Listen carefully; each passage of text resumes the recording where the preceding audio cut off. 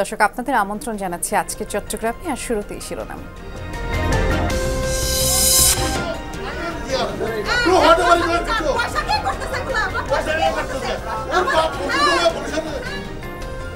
লালখান বাজারে ভোক্তা অধিকার কর্মকর্তা ও রেস্টুরেন্ট মালিকের বাকবিতণ্ডা, মেয়াদোত্তীর্ণ খাবার রাখায় জরিমানা। ফুডটা খাওয়ার সময়ও খারাপ লাগছে, যার কারণে ফুড পয়জনিংটা হয়েছে। বেসিক্যালি কুত্তার মতো খাইলে তো এরকম হবেই। কুত্তার পেটে ঘি হয়, মানে এটাতে ঘিয়ের কি দোষ? এই অপরাধগুলো যাতে ভবিষ্যতে না হয় সেই চেষ্টা করবেন। আমরা ওনাকে মোট 30,000 টাকা অর্থদণ্ড করেছি। মাইলেজ জটিলতা নিরসন না হলে 28 জানুয়ারি থেকে কর্মবিরতির ঘোষণা রেলের কর্মচারীদের। দাবি জানানো হয়েছে মন্ত্রণালয়ে, বলছে পূর্বাঞ্চল রেলওয়ে।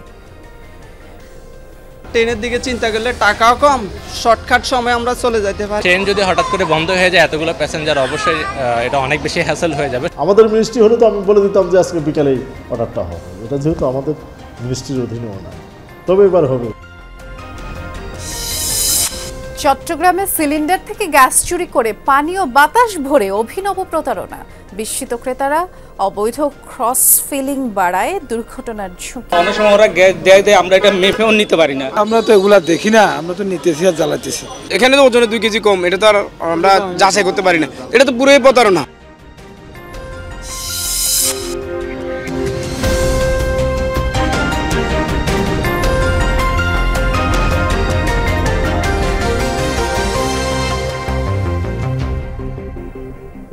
শিরোনামগুলো শুনছিলেন, নুসরাত বৃষ্টি আপনাদের সাথে আছে। অভিযান চালানোয় ভোক্তা অধিকার সংরক্ষণ অধিদপ্তর কর্মকর্তাদের উপরে চড়াও হয়ে বাকবিতণ্ডায় জড়ালেন রেস্টুরেন্ট মালিক। দুপুরে চট্টগ্রামে লালখান বাজারে এই ঘটনা ঘটেছে। মেয়াদোত্তীর্ণ বাসি খাবার পাওয়ায় মালিককে 30,000 টাকা জরিমানা ও সতর্ক করা হয়। গেল 2 জানুয়ারি চট্টগ্রামের লালখান বাজারে লাহোরি তাওয়া রেস্টুরেন্টে খেয়ে খাবারের নিম্নমান নিয়ে কর্তৃপক্ষকে অভিযোগ করেন এই মা মেয়ে। বিষয়টি সামাজিক যোগাযোগ মাধ্যমেও পোস্ট করেন। তাতে ক্ষিপ্ত হয়ে কর্তৃপক্ষ অশোভন মন্তব্য করলে সাইবার বুলিংয়ের অভিযোগ আনেন ভুক্তভোগী মা মেয়ে। ফেসবুকে যখন আমরা রিভিউ দিই, ওখানে যে একটা কমেন্টস করে যে বলে যে কুত্তার মতো খাইলে তো এরকম হবেই। কুত্তার পেটে ঘি হয়, মানে এটাতে ঘিয়ের কি দোষ ম্যাম? একটা স্মেলিয়া ছিল, আর ফুডটা খাওয়ার সময়ও খারাপ লাগছে, যার কারণে ফুড পয়জনিংটা হয়েছে বেসিক্যালি। কারণ আই গেস এটা আগের দিনের খাবার ছিল। তাদের অভিযোগের প্রেক্ষিতে বুধবার সকালে রেস্টুরেন্টটিতে ঝটিকা অভিযান চালায় ভোক্তা অধিকার সংরক্ষণ অধিদপ্তর। নিষিদ্ধ মেয়াদোত্তীর্ণ উপকরণ ব্যবহারের পাশাপাশি বাসি খাবার সংরক্ষণের প্রমাণ পান তারা।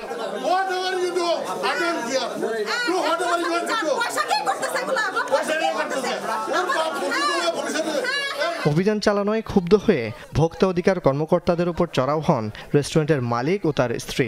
জড়িয়ে পড়েন বাকবিতণ্ডায়। আমার এমন কিছু জিনিস না যে মানুষকে আমি বাসি খাবার খাওয়াচ্ছি, মানুষকে ডেট এক্সপায়ার ওভারঅল সব কিছু করতেছি, কোনো রুলস অ্যান্ড রেগুলেশন মানতেছি না, তাহলে আমার কথা আছে। এটাই হচ্ছে কথা। উনি 2-1টা জিনিস পাইছে, এটা আমি হতেই পারে একটা প্রতিষ্ঠানে নর্মাল, বাস এটাই। প্রথমে রেস্টুরেন্টটি সিলগালা করার সিদ্ধান্ত হলেও পরে মালিককে সতর্ক করার পাশাপাশি 30,000 টাকা জরিমানা করা হয়। ওনারা একটু উত্তেজনায় প্রদর্শন করছেন, তো যাই হোক পরেও হয়তো উনি ওনার বিষয়টা বুঝতে পেরেছেন যে উনি এই অপরাধগুলো যাতে ভবিষ্যতে না হয় সেই চেষ্টা করবেন। আমরা ওনাকে মোট 30,000 টাকা অর্থদণ্ড করেছি এবং সতর্ক করেছি। জুবায়েদ ইবনে শাহাদাত, যমুনা নিউজ, চট্টগ্রাম। মাইলেজ জটিলতা নিরসন না হলে আগামী 28 জানুয়ারি থেকে সারা দেশে সব ধরনের ট্রেন চলাচল বন্ধ সহ অনির্দিষ্টকালের কর্মবিরতি ঘোষণা দিয়েছেন রেলের কর্মচারীরা। চট্টগ্রামে সংবাদ সম্মেলন থেকে এই ঘোষণা দেন এবং দাবি মন্ত্রণালয়ে জানানো হয়েছে, এমনটি বলছে পূর্বাঞ্চল রেলওয়ে। মাইলেজ জটিলতা নিরসনের দাবিতে 2022 সালের 13 এপ্রিল সারা দেশে প্রায় 8 ঘন্টা ট্রেন চলাচল বন্ধ রেখেছিলেন রেলওয়ের রানিং স্টাফরা। পরে প্রশাসনের আশ্বাসে ধর্মঘট প্রত্যাহার করলেও দাবি পূরণ হয়নি এখনো। এবার নতুন করে আলটিমেটাম দিয়েছে রেলওয়ে রানিং স্টাফ ঐক্য পরিষদ। 27 জানুয়ারির মধ্যে দাবি না মানলে 28 জানুয়ারি থেকে সারা দেশে সব ধরনের ট্রেন চলাচল বন্ধের ঘোষণা দিয়েছেন তারা। 28 তারিখ 12টা 1 মিনিট থেকে আমাদের সারা বাংলাদেশে কর্মবিরতি, এবং কোনো রেলগাড়ি কোনো গাড়ি আমরা চালাবো না। আমরা কর্মবিরতি যাব অনির্দিষ্টকালের জন্য। নিজ নিজ কর্ম থেকে সবাই বিরত থাকবেন। সেই ক্ষেত্রে যে যাত্রী বিড়ম্বনা হবে, যাত্রী যে দুর্ভোগ হবে, এটার জন্য আমরা মর্মাহত, আন্তরিক অনুতপ্ত। এছাড়া আমাদের এই মুহূর্তে আর কিছুই করার নাই, আমাদের দেওয়ালে পিঠ থেকে গেছে। দাবি দাওয়া নিয়ে কয়েকদিন পর পর রেল কর্মচারীদের আন্দোলন এবং নানা কর্মসূচিতে বিরক্ত যাত্রীরা। বাসে যাইলে আমাদের দুর্ঘটনার শিকার হইতে হয়, এরপরে 2 ঘন্টার 3 ঘন্টা লাগে, টাকাও বেশি লাগে। তো সেই ক্ষেত্রে আমরা ট্রেনের দিকে চিন্তা করলে টাকাও কম, শর্টকাট সময় আমরা চলে যেতে পারি। ট্রেন যদি হঠাৎ করে বন্ধ হয়ে যায় এতগুলো প্যাসেঞ্জার, অবশ্যই এটা অনেক বেশি হ্যাসেল হয়ে যাবে সবার জন্য। এটা আসলে মোটেও উচিত হবে না। টিকিটও ফেরত দেওয়া যাবে না, টিকিট ফেরত দিতে গেলে আবার কিছু কমিশন কাটবে, তো আরও যাত্রীদেরকে আরও ভোগান্তিতে ফেলবে। বাই রোডে অনেক লোড পড়ে যাবে এটার উপরে। তো আমি মনে করি যে এটা ঠিক হবে না এই ধরনের আন্দোলন করাটা। যদি দাবিটা পূরণ করার মতো হয় তাহলে পূরণ করে দেওয়া হোক, আদারওয়াইজ মানে হ্যাঁ একটা সিদ্ধান্ত আসা উচিত। সংকট নিরসনে রানিং স্টাফ কর্মচারীদের দাবির বিষয়টি মন্ত্রণালয়ে জানানো হয়েছে বলে দাবি রেলওয়ে পূর্বাঞ্চলের। সম্ভবত অর্থ মন্ত্রণালয়ে আবার মনে হয় আইন মন্ত্রণালয়েরই আছে, সেভাবে ওনারা সব করতেছে। আসলে তো আমরা যত ইজি ওয়েতে দেখি, আসলে তো তাদের মিনিস্ট্রির কার্যক্রম, আমাদের মিনিস্ট্রি হলে তো আমি বলে দিতাম যে আজকে বিকালেই অর্ডারটা হবে। এটা যেহেতু আমাদের মিনিস্ট্রির অধীনেও নাই, তবে এবার হবে। শহীদুল সুমন, যমুনা নিউজ, চট্টগ্রাম। বন্দরনগরীতে গণপরিবহন চলাচলে নৈরাজ্য, যত্রতত্র গাড়ি থামিয়ে যাত্রী ওঠানামা সহ নানান কারণে যানজট বাড়ছে। আমরা একটু দেখে আসতে চাই এই মুহূর্তের চিত্র কি। আমাদের সহকর্মী আল আমিন শিকদার অপেক্ষা করছেন আমাদের জন্য। আল আমিন, যেহেতু সপ্তাহের শেষ কর্মদিবসেই আমরা চলে এসেছি নগরীতে, যানজটের কি চিত্র দেখছেন জানাবেন।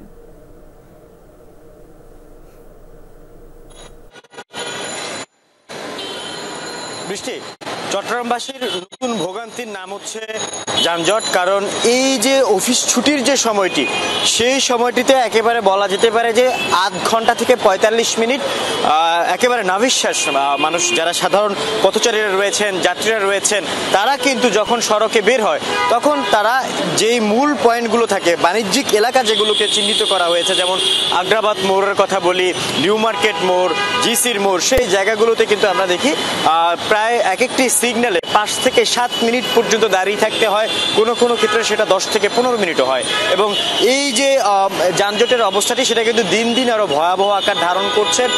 যারা এই যানজট নিরসনে যাদের দায়িত্ব পালন করছেন, আমরা দেখছি যে ট্রাফিক পুলিশের সদস্যরা, তাদের সাথে আমরা কথা বলেছি, তারা যেটা বলছেন যে সাধারণ মানুষের মধ্যে আইন মানার যে প্রবণতাটা, সেই প্রবণতাটা অনেকটাই কমে গেছে। কারণ কোনো একটি গাড়িকে তারা সিগন্যাল দেওয়ার পরও সেটা থামছে না, যেহেতু হাতের ইশারাই চলছে আমাদের বন্দরনগরীর যে ট্রাফিক ব্যবস্থা, সেই ট্রাফিক ব্যবস্থাটি তারা যখন হাতের ইশারা দেয়, কোনো গাড়িটা লক্ষ্য করে, অনেক গাড়িটা আবার লক্ষ্য করে না, যার কারণে হচ্ছে গিয়ে অনেক ক্ষেত্রে দেখা যায় যে একটি গাড়ি থামলে তার পাশ দিয়ে আরেকটি গাড়ি আসলে প্রতিযোগিতার মাধ্যমে চলে যাওয়ার চেষ্টা করে। এবং সব থেকে বেশি নৈরাজ্য সৃষ্টি হয় কিন্তু আমরা যেটা জানতে পেরেছি যে এবং দেখেছি, সেটা হচ্ছে যে গণপরিবহন যেগুলো রয়েছে সেগুলোতে, এবং সেগুলো দেখা যাচ্ছে যে যত্রতত্র যাত্রীরা নামাচ্ছে এবং যেখানে নামানো বা ওঠানোর কথা সেখানে তারা থামছে না। যে জায়গাটিতে মূল পয়েন্ট, মানুষ পথচারীরা পারাপার হবে, সেই জায়গাগুলোতে তারা দাঁড়িয়ে থেকে অনেকটা ভোগান্তি এবং যানজটের সৃষ্টি করছে। বৃষ্টি, শুনছিলাম আমরা, বিস্তারিত জানাচ্ছিলেন। ধন্যবাদ আলামিন। হত্যা চেষ্টা ও বিস্ফোরক আইনের 2 মামলায় চট্টগ্রাম 15 আসনের সাবেক সংসদ সদস্য আবু রেজা মোহাম্মদ নিজাম উদ্দিন নদভীর 4 দিনের রিমান্ড মঞ্জুর করেছেন আদালত। সকালে শুনানি শেষে আদেশ দিয়েছেন চট্টগ্রাম জুডিশিয়াল ম্যাজিস্ট্রেট আদালত। এর আগে কড়া নিরাপত্তায় তাকে আদালতে হাজির করা হয়, আর শুনানি শেষে আবারও কারাগারে নিয়ে যাওয়া হয়। রাষ্ট্রপক্ষের কৌঁসুলি জানিয়েছেন 2024 সালের 19 জুলাই সাতকানিয়ার কেরানীহাটে ছাত্র জনতার আন্দোলনে গুলিবর্ষণ এবং 5 আগস্ট হামলার অভিযোগে লোহাগাড়া থানায় দায়ের করা 2টি মামলার আসামি সাবেক সংসদ সদস্য নদভী। গত 15 ডিসেম্বর ঢাকার উত্তরা থেকে তিনি গ্রেফতার হন। রাতের আঁধারে গোপন কক্ষে সিলিন্ডার গ্যাস জালিয়াতির অভিনব ঘটনা ধরা পড়েছে চট্টগ্রামে। কোম্পানির সরবরাহ করা সিলিন্ডার থেকে গ্যাস চুরি করে সেখানে পানি এবং হাওয়া ভরে বিক্রি করেন পরিবেশক। এমন প্রতারণা দেখে ক্রেতারা বিস্মিত।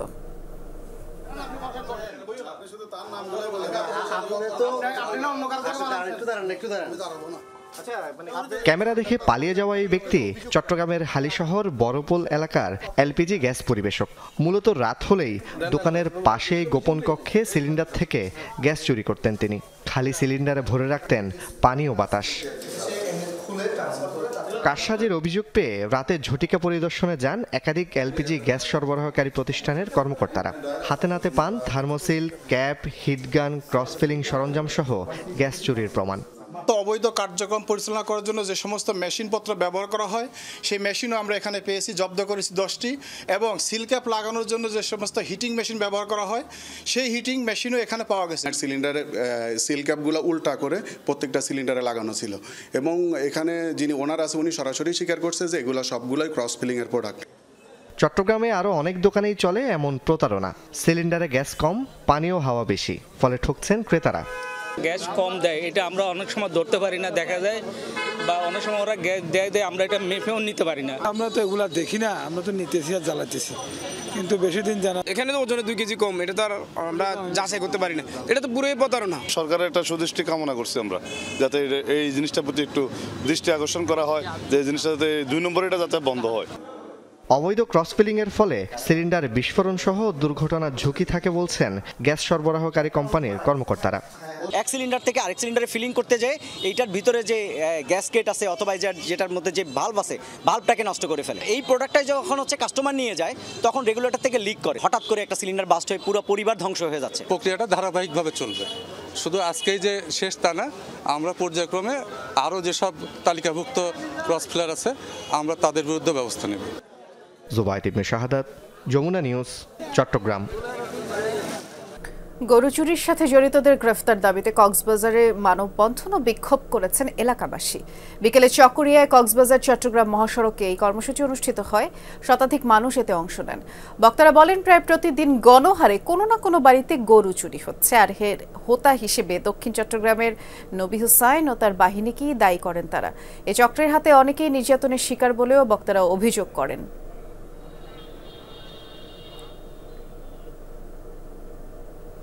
টেকনাফ থেকে 4,50,000 পিস ইয়াবা জব্দ করেছে বিজিবি।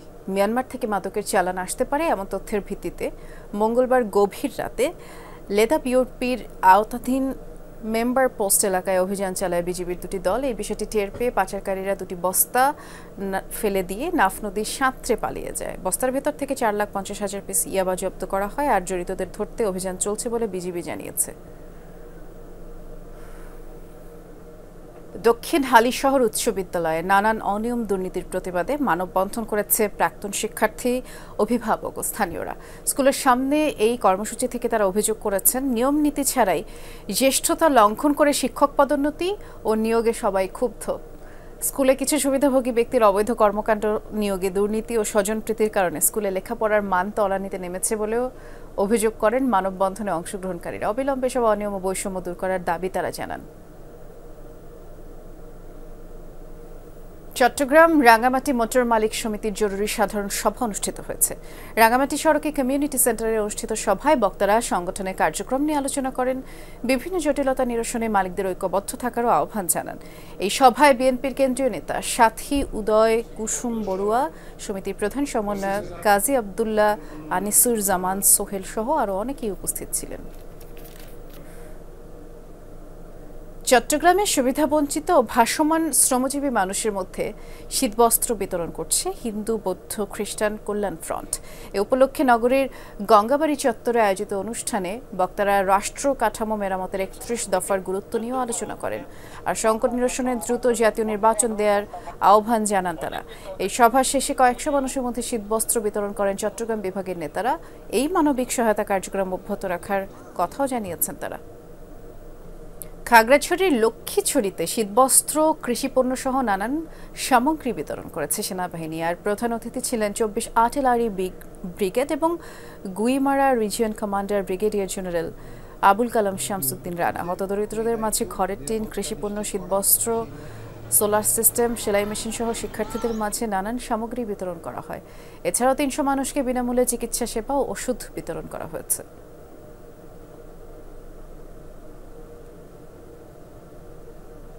সুফি দর্শন ও আধ্যাত্মিক শিক্ষার উপরে নির্মিত নাটক মঞ্চায়ন হয়েছে ফটিকছড়ি মায়েজ ভান্ডার দরবার শরীফে। পাখিদের বিধানসভা নামের এই নাটক পরিবেশন করেন ঢাকা বিশ্ববিদ্যালয়ের থিয়েটার ও পারফর্মিং স্টাডিজ বিভাগের শিক্ষার্থীরা। পাখিদের প্রতীকে আখ্যানের মাধ্যমে তুলে ধরা হয় আধ্যাত্মিকতা ও সত্যের পথে যাত্রার কাহিনী। দারুল ইরফান রিসার্চ ইনস্টিটিউটের এই আয়োজনে সৈয়দ ইরফানুল হক মাইজ ভান্ডারী, চট্টগ্রাম বিশ্ববিদ্যালয়ের অধ্যাপক ডক্টর শেখ সাদি সহ অনেকেই উপস্থিত ছিলেন। এ ছিল আজকে চট্টগ্রামে, সাথে থাকার জন্য ধন্যবাদ।